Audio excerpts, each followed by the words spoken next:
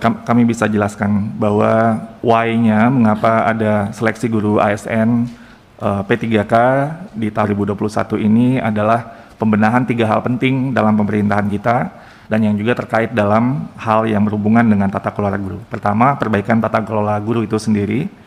Kita tahu banyak yang perlu kita tingkatkan supaya terjadi secara lebih optimal. Lalu kemudian penyelesaian isu guru honorer. Dan yang ketiga, bagian dari reformasi birokrasi, peningkatan kualitas layanan publik sebagai aparatur sipil negara. Tadi Pak Pimpinan sudah menyebutkan data-data terkait dengan kebutuhan guru, dan dari data pokok pendidikan, Kementerian Pendidikan dan Kebudayaan mengestimasi bahwa kita memiliki kebutuhan guru untuk mengajar di sekolah-sekolah negeri itu sekitar 1 juta guru. Dan ini yang ingin kita lakukan untuk mendorong skema rekrutmen ASN P3K sesuai kebutuhan dan untuk mendorong produktivitas aparatur sipil negara sebagai pelayan publik yang akan dalam konteks pendidikan tentunya melayani murid-murid kita, dan yang sangat penting meningkatkan kesejahteraan guru karena gaji dan tunjangannya ini setara dengan PNS, dan kebutuhan nasional guru secara tata kelola bisa terdiskusi dengan lebih baik lagi. Yang bisa mengikuti seleksi ini guru honorer termasuk semuanya. Tadi Mas Menteri sering mengatakan ini adalah semuanya bisa ikut gitu ya. Jadi tidak perlu lagi ada kategori ini, dan juga lulusan pendidikan profesi guru yang saat ini tidak mengajar.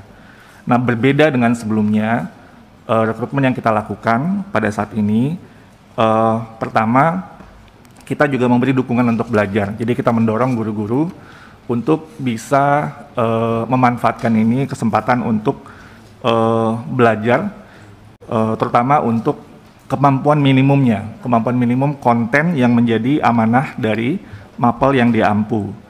Dan yang kedua, bisa diberikan kesempatan ujian seleksi hingga 3 kali. Jadi sehingga tadinya sangat high stake, hanya sekali dan langsung iya dan tidak, sekarang bisa ada kesempatan kedua dan kesempatan ketiga. Dan selanjutnya biaya seleksi sepenuhnya ditanggung oleh Kementerian Pendidikan dan Kebudayaan, sehingga ini memudahkan pemerintah daerah untuk bisa tidak perlu khawatir terkait penganggaran untuk seleksi. Nah, slide selanjutnya, tadi Pak Pimpinan sudah memberikan data-data terkait dengan kebutuhan guru kita yang ada di sekolah negeri. Jadi guru honorer saat ini dari data Dapodik itu berjumlah 742.000 sekian.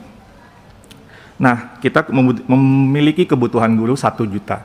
Artinya kalau ini pun diangkat semua sekaligus, kita memiliki kekurangan guru formasi sebanyak 275.000. Jadi artinya kebutuhan kita memang sangat luar biasa besarnya, dan ini yang kita ingin bagaimana caranya untuk bisa guru-guru kita ini bisa diangkat tentunya. Namun perlu juga kita tekankan sesuai dengan agenda reformasi birokrasi tentang ASN, bahwa kualitas pelayanan publik seperti yang dirujuk di Undang-Undang Nomor 5 tentang 2014, bahwa dibutuhkan ASN untuk meningkatkan kualitas pelayanan publik. Nah, ini yang ingin kita dorong juga sekaligus dengan momentum rekrutmen ASN P3K. Lanjut slide berikutnya.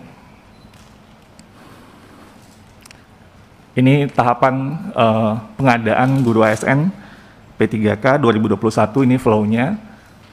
Insya Allah pendaftaran bisa segera akan kita lakukan.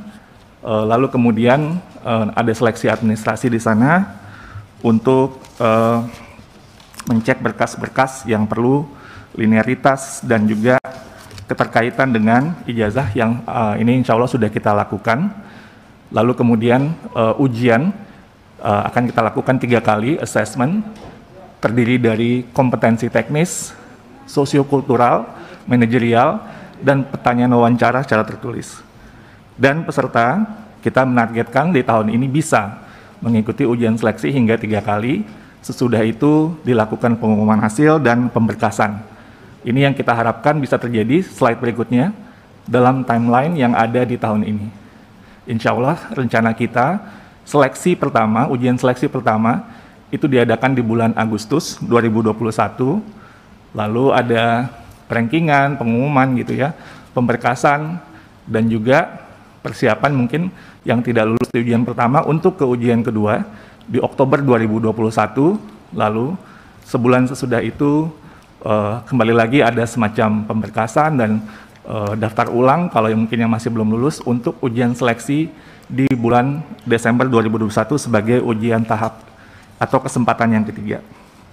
Dan ini yang timeline yang dari Panselnas kita sudah mendiskusikan sangat ketat sekali, dan ini membutuhkan upaya yang luar biasa nanti, terutama antara jeda sesudah ujian pertama ke ujian kedua ke ujian ketiga. Itu nanti akan luar biasa tim yang harus bekerja untuk memastikan step-stepnya berjalan dengan baik.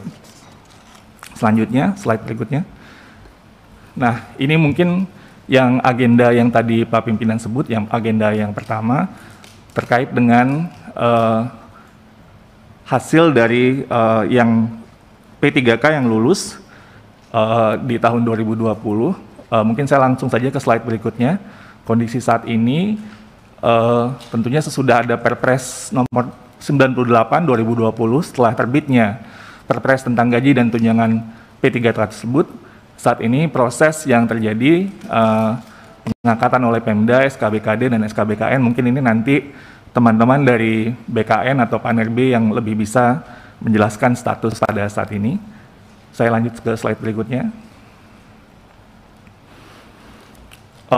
Ini terkait dengan sosialisasi yang mungkin sudah kami jelaskan di rapat dengar pendapat sebelumnya. Sosialisasi tidak hanya dilakukan secara semacam kayak informasi saja, tapi juga ada coaching one-on-one dengan dari pemerintah daerah untuk memastikan data, juga secara informal melalui apakah telepon atau WhatsApp, atau pemerintah daerah juga beberapa berkunjung ke kementerian, dan kami ikut mensosialisasikan, mengklarifikasi beberapa hal, dan mendorong tentunya untuk pengajuan formasi sesuai kebutuhan. Saya rasa lanjut saja dulu. Nah, ini data yang terakhir. Pada saat ini sudah 523.000 formasi guru P3K yang ada. 165 daerah mengusulkan kurang dari 50% dari total formasi yang dibutuhkan. 27 daerah belum mengajukan formasi, 8 diantaranya Papua Barat, dan alasan Pemda tidak mengajukan formasi lebih kepada ketidakyakinan tentang kewajiban finansial untuk guru P3K. Ini sudah kita bahas di rapat minggu yang lalu, yang fokus tentang anggaran pada waktu itu. Dan sebenarnya kalau dari segi regulasi, kita tahu dari Undang-Undang APBN sudah clear menyebutkan alokasi 19 triliun lebih. Nanti mungkin dari Pak Adrianto atau dari Pak Purwanto bisa menjelaskan kembali terkait dengan alokasi dana untuk guru P3K ini. Lanjut. Ini slide dari presentasi Mas Menteri.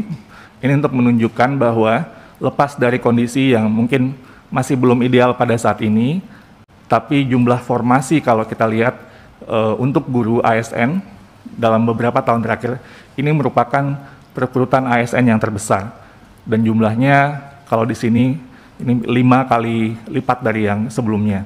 Ini menunjukkan gradasi dan upaya pemerintah secara kolektif, karena ini kerja bersama-sama untuk bisa mendorong pembenahan sekali lagi tata kelola guru kita yang sudah lama berjalan tidak optimal. Dan mudah-mudahan tentunya tren ini akan semakin baik, jadi sehingga supply dan demand guru-guru kita bisa lebih baik lagi ke depannya. Dalam presentasi waktu itu Mas Menteri juga menjelaskan bahwa semua guru honorer tetap dapat mengikuti seleksi, lalu guru yang mengajar di daerah tanpa formasi dapat mendaftar di daerah lain, dan guru yang melewati passing grade tahun ini namun tidak dapat formasi dapat menggunakan nilai tes tahun ini untuk di tahun selanjutnya. Lanjut ke slide berikutnya. Terkait kebijakan afirmasi, mungkin kemarin juga sudah disampaikan oleh Prof. Nunu, bahwa dari Panselnas kami memutuskan beberapa hal tentang kebijakan formasi ini. Pertama, ujian seleksi ini tentunya dengan beberapa bulan yang kami masukkan dari berbagai pihak tentunya, dan kami mendengar dan memutuskan beberapa hal di sini. ujian seleksi terutama buat guru-guru honorer di sekolah negeri yang mungkin merasa khawatir ya kalau misalnya langsung semuanya ikut gitu ya. Jadi seleksi yang pertama untuk guru honorer di sekolah negeri masing-masing. Dan ujian kedua dan ketiga baru kita buka kepada semua guru honorer dan lulusan PPG. Bonus untuk passing grade, peserta dengan umur 40 tahun ke atas dan terhitung pada saat pendaftaran dan berstatus aktif selama 3 tahun terakhir mengajarnya mendapat bonus nilai kompetensi teknis sebesar 75 poin atau 15%. Dan peserta penyandang disabilitas mendapatkan bonus nilai kompetensi tambahan jika berumur 40 tahun ke atas ya, tapi ini untuk penyandang disabilitas sebanyak 50 poin atau 10%. Dan peserta yang sudah memiliki sertifikasi guru mendapatkan nilai penuh pada tes kompetensi teknis. Namun tentunya tetap perlu lulus passing grade di tes manajerial, sosiokultural, dan wawancara. Silakan lanjut. Nah, di sini mungkin kami menyajikan data tentang bagaimana semangat positif para guru-guru kita untuk memanfaatkan momentum seleksi ini sebagai untuk belajar. Ini data yang dari Guru Belajar Berbagi, di mana para guru sudah mendaftar dan mengikuti modul-modul, dan ada yang sudah ikut tryout, malah ikut juga forum diskusi, jadi belajarnya barengan. Bahkan ini spektrumnya dari data kami, dari guru bukan hanya yang muda, tapi guru di atas 45 tahun juga ikut dalam forum ini. Modul-modulnya kami upayakan selain substansi materi yang esensial, juga ada audiovisual, jadi video-video yang mungkin lebih membawa pemahaman yang lebih baik, dan ruang kolaborasi dan komunitas dalam forum tersebut, sehingga bisa membantu untuk lebih bergairah belajarnya. Dan daerah-daerah yang kategori sulit akan diberikan modul dalam bentuk soft atau hard copy.